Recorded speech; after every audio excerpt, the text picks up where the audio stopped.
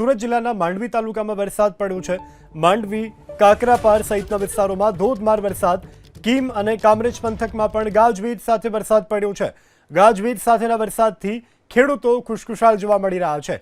મેઘરાજાની સત્તાવાર રીતે જે એન્ટ્રી છે તે રાજ્યમાં થઈ ચૂકી છે।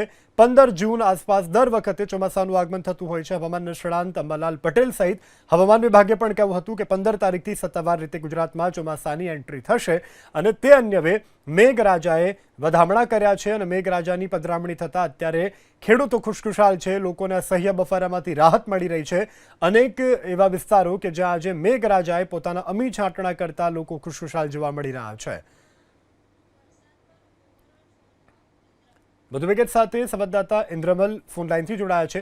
ઇન્દ્રમલ, સુરતના કયા કયા ગ્રામ્ય વિસ્તારોમાં કેવો વરસાદ?